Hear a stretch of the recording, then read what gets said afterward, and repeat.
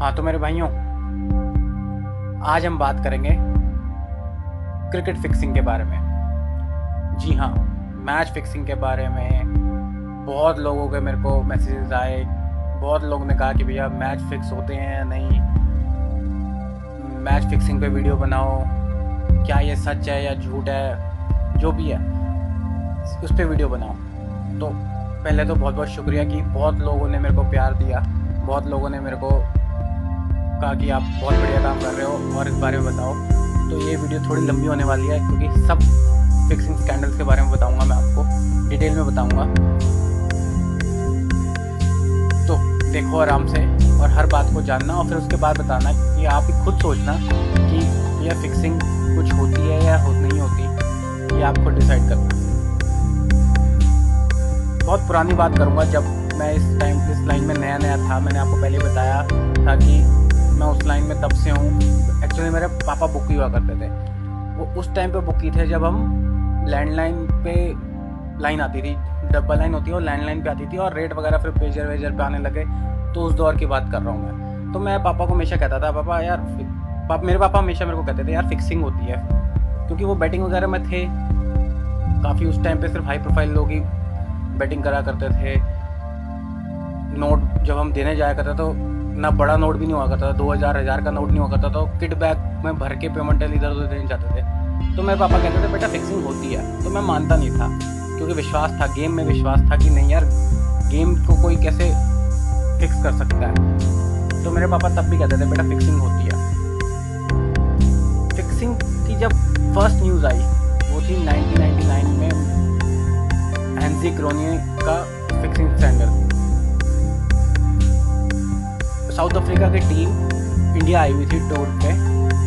उस दौरान न्यूज़ आई कि भाई हैंजी क्रोनिये फिक्सिंग में पकड़े गए हैं। फिक्सिंग में उनका ये पकड़ा कि भाई इन्होंने मैच फिक्स करे हैं, और 3-4 प्लेयर्स के नाम आए उस साउथ अफ्रीकन टीम में। हर्षल गिब्स, निक्की बॉय, हैंजी क्रोनिये जो खुद कैप्टन थे उस टाइम पे। तो पहले तो हैंजी क्रोनिये ने माना नहीं था, लेकिन बाद में जब काफ़ी डिटेल में पूछताछ हुई, हर्षल गिब्स ने कन्फेस करा कि भाई माना कि हाँ अजुद्दीन ने मुझे ऑफ़र किया था कि लास्ट ओडीआई जो नागपुर में था, last ODI south Africa versus India का, उसमें 20 से कम रन पे आपको आउट होना है, तो उसके बदले आपको 10 लाख रुपए मिलेंगे। उस टाइम पे 10 लाख भी बहुत बड़ी रकम हुआ करती थी, तो इसलिए 10 लाख रुपए आज की डेट में तो आपको छोटी लगेगी, तो 10 लाख रुपए के लिए वो फिक्सिंग के लिए बोला गया था। तो हर्षल गिब्स ने मान गए, तो वो उस टाइम पे वो भी बैन हो गए थे क्रिकेट से। तो हैंजी क्रोनिये में बैन हुए। हैंजी क्रोनिये ने जब माना कि हाँ फिक्सिंग हुई है, तो उन्होंने ये बोला कि उनको अजुद्दीन ने ही मिलवाया था बुकियों से। अब अजुद्दीन पे बात आई, अजुद्दीन जी पकड़े गए। उस दौरान मनोज प्रभाकर ने, जो टीम से काफ़ी खन बन रही थी उनकी, उन्होंने स्टिंग ऑपरेशन किया सिद्धू जी का और सुनील गावस्कर का। तो स्टिंग ऑपरेशन में उन्होंने कोई फिक्सिंग की बातें वगैरह करी, तो कुछ ज़्यादा बहुत पुख्ता सबूत नहीं मिले। सिर्फ हिंट आई कि हाँ भाई, और पर्सनल ओपिनियन आया कि चीटिंग वगैरह होती है नहीं होती। पर मनोज प्रभाकर बार बार बोलते गए और कहा कि भाई इसकी इन्वेस्टिगेशन करो। बाद में हुआ कुछ नहीं, पासा उल्टा पड़ गया, उनको ही बीसीसीआई ने सस्पेंड कर दिया। फिर हैंजी क्रोनिये जब पकड़े गए तो उसके बाद उन्हें हुआ, अब उसके बाद एकदम ही अचानक हैंजी क्रोनिये मर गए। अब वो मरे या मारा गया, ये आज तक मिस्ट्री रही है, किसी को नहीं पता लगी। फिर उसके बाद एक दौर आया जब जयंत लेले, उस टाइम पे वो 1987 में इंडियन टीम के मैनेजर हुआ करते थे। उन्होंने अपनी बुक में लिखा कि 1987 में जब इंडिया पाकिस्तान से खेलने शारजा गई थी, तो उनके ड्रेसिंग रूम में दाऊद आया था।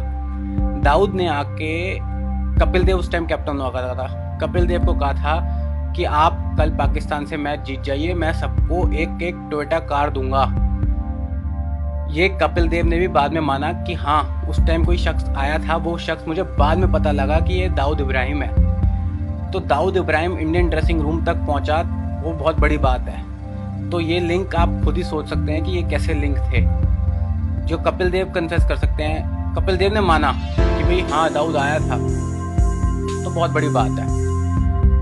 अब हम बात करते हैं पाकिस्तान फिक्सिंग स्कैंडल्स की। पाकिस्तान में तो बहुत से स्कैंडल हुए। सबसे एक मेजर स्कैंडल आया जो आज तक किसी को समझ नहीं आया, बॉब वुलमर की मौत। जी हाँ, पाकिस्तान वर्सेस आयरलैंड का वर्ल्ड कप का मैच था। वो पाकिस्तान टीम आयरलैंड से 5 पैसे से हार गई थी। तो उस दौरान या तो बॉब वुलमर को पता लग गया था या क्या था। बॉब वुलमर की उसके 2 दिन बाद होटल में मौत हो गई। मौत का कारण बताया गया कि भैया ड्रग दे गया गया, लेकिन कोई भी आज तक प्रूफ नहीं कर पाया कि वो कैसे मरे, क्या मरे।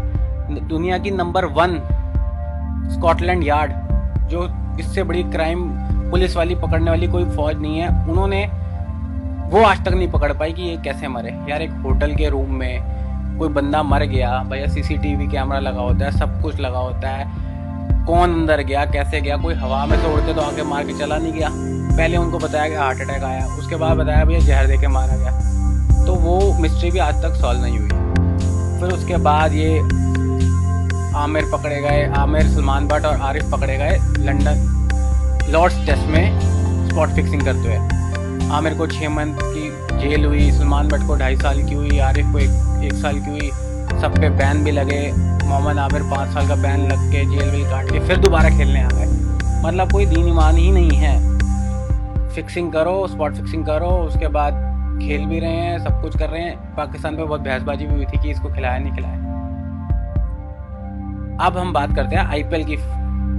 जी हाँ, आईपीएल की फिक्सिंग का स्कैंडल खुला था जब श्रीशांत, अजीत चंडीला और अंकित छावन पकड़े गए थे। आया था कि भाई श्रीशांत स्पॉट फिक्सिंग करते हुए पकड़े गए। आपको क्या लगता है कि सिर्फ ये छोटी मोटी फिक्सिंग से पकड़े गए? ये लोग इसलिए पकड़े गए क्योंकि ये बड़ी फिक्सिंग के अलावा अपनी छोटी फिक्सिंग कर रहे थे। छोटे बुक्कियों के साथ मिलकर अपनी छोटी फिक्सिंग कर रहे थे, छोटे लालच में। तो भाई बड़े वालों को तो दिक्कत होगी ना कि भाई हमारी बड़ी गेम को तुम खराब कर रहे हो, तुम अपनी छोटी छोटी गेमें करके। बिंदु दारा सिंह का भी नाम आया कि उनकी भी बुक्कियों से सेटिंग थी। ये लोग भी पकड़े गए। श्रीशांत के फादर ने क्लेम करा कि भाई श्रीशांत को धोनी और हरभजन ने बुकियों से मिलाया। तो बहुत सारा स्कैंडल, बहुत गंदगी मची उन दिनों। फिर एक दौर आया जब सीएसके और आरआर बैन होकर दी गई। अब ये क्यों बैन कर दी गई? ये बैन कर दी गई कि जब ये दौर चल रहा था फिक्सिंग का, जब आईपीएल पे बहुत दाग लग रहे थे, तो पता लगा कि भाई सीएसके के ओनर एन श्रीनिवासन का दामाद गुरुनाथ मयप्पन और राज कुंद्रा, जो राजस्थान रॉयल्स का ओनर थे, वो अब बैटिंग करते हुए पाए गए कि वो सट्टा लगा रहे थे, वो बुकियों के कांटेक्ट में थे, वो पाए गए। तो उस बिहाफ पे इन लोगों को बैन कर दिया गया कि भैया इनके तो कनेक्शन है बुकियों के साथ। अब जब गुरुनाथ मयप्पन को पकड़ा गया ना, तो सीएसके ने फटाफट उसे डिसोन कर दिया कि भैया ये गुरुनाथ मयप्पन का सीएसके के साथ कोई लेना देना नहीं है, ये अलग अपना बंदा है, अलग इसकी इंडिविजुअलिटी है। क्यों? क्योंकि भैया कानून में लिखा हुआ था कि कोई भी अगर किसी भी फिक्सिंग में अगर कहीं भी पकड़ा गया तो वो फटाफट बैन हो जाएगा। इसलिए सीएसके को डर था कि हम बैन ना हो जाए, इसलिए उन्होंने डिसोन कर दिया। अब चेन्नई सुपर किंग की बात बताता हूँ। चेन्नई सुपर किंग के जो ओनर है ना, कंपनी है ओनर, वो है इंडिया सीमेंट्स। इंडिया सीमेंट्स के ओनर हैं एन श्रीनिवासन। एन श्रीनिवासन उस टाइम पे बीसीसीआई के प्रेसिडेंट भी थे। अब बीसीसीआई के प्रेसिडेंट थे, कोर्ट ने कहा भैया आप वहाँ प्रेसिडेंट भी हो और टीम भी चला रहे हो और फिक्सिंग का भी केस है, तो आप भैया ये तीनों चीज़ें नहीं कर सकते एक साथ। अब जो प्रेसिडेंट तो एन श्रीनिवासन थे, उसके वाइस प्रेसिडेंट उन्होंने धोनी को बना रखा था। धोनी का भी अच्छा खासा शेयर था कंपनी में, तो धोनी का भी शेयर था, एन श्रीनिवासन भी थे। तो उन्होंने कहा भैया आप टीम नहीं चाहिए रख सकते, आप अब प्रेसिडेंट की सीट छोड़ो या यहाँ से छोड़ो।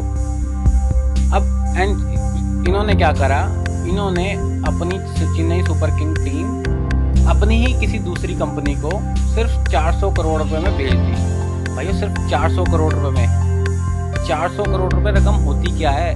मैं भी 10 बंदे खड़ा कर दूंगा जो लेने के लिए तैयार हो जाएंगे टीम की, भैया हमें दिलवा दो 400 करोड़। तो इस लेवल तक की मतलब गंदगी है कि भैया सिर्फ 400 करोड़ रुपए में भेज दी कि भाई अब मेरी वो टीम नहीं रही, मैं बीसीसीआई का प्रेसिडेंट रहूंगा, मेरी वो टीम नहीं रही। अब इसको 2 साल बैन कर दिया।